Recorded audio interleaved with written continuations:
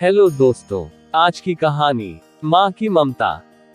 एक छोटे से कस्बे में समीर नाम का एक लड़का रहता था।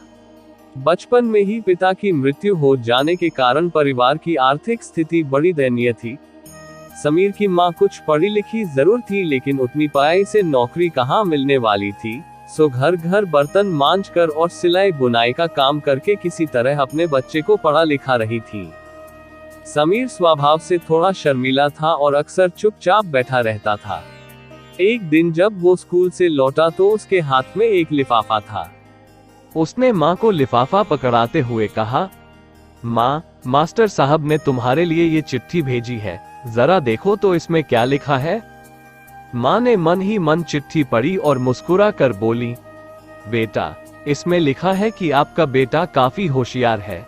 इस स्कूल के बाकी बच्चों की तुलना में इसका दिमाग बहुत तेज है और हमारे पास इसे पढ़ाने लायक शिक्षक नहीं है, इसलिए कल से आप इसे किसी और स्कूल में भेजें।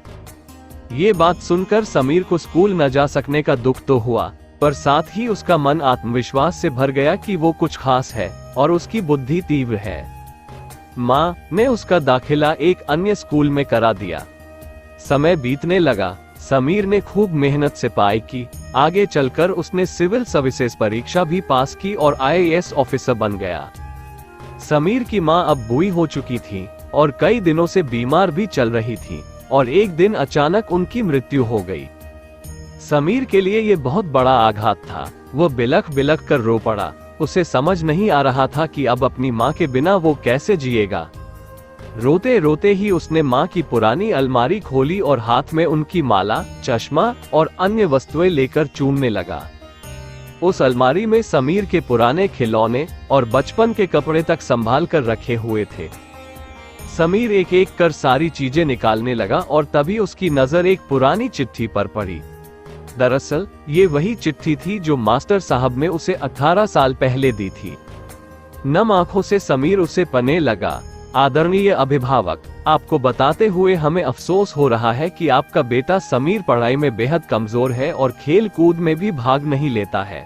जान पड़ता है कि उम्र के हिसाब से समीर की बुद्धि विकसित नहीं हो पाई है, अतः हम इसे अपने विद्यालय में पढ़ाने में असमर्थ हैं। आपसे निवेदन है कि समीर का दाखिला किसी मंद बुद्धि विद्यालय में कराएं अथवा खुद घर पर रखकर इसे पाएं। समीर जानता था कि भले अब उसकी माँ इस दुनिया में नहीं रही, पर वो जहाँ भी रहे उनकी ममता, उनका आशीर्वाद सदा उस पर बना रहेगा। दोस्तों, रुडयार्ड किपलिंग ने कहा है, भगवान सभी जगह नहीं हो सकते, इसलिए उसने माँ बनाई। माँ से बढ़कर त्याग और तपस्या की मूरत भला और कौन हो सकता है। हम पढ़ लिख ले, बड़े होकर कुछ बन जाए, इसके लिए वो चुपचाप ना जाने कितनी कुर्बानियां देती है। अपनी जरूरतें मारकर हमारे शौक पूरा करती है। यहाँ तक कि संतान बुरा व्यवहार करे तो भी माँ उसका भला ही सोचती है।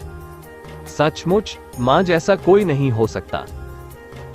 यदि आपको यह वीडियो अच्छी लगे तो वीडियो को लाइक करिए और चैनल में यदि आप नए हैं तो चैनल को सब्सक्राइब करने के लिए मत भूलिए और बेल आइकॉन को दबा दीजिए तो आपको सभी वीडियो पहले मिले।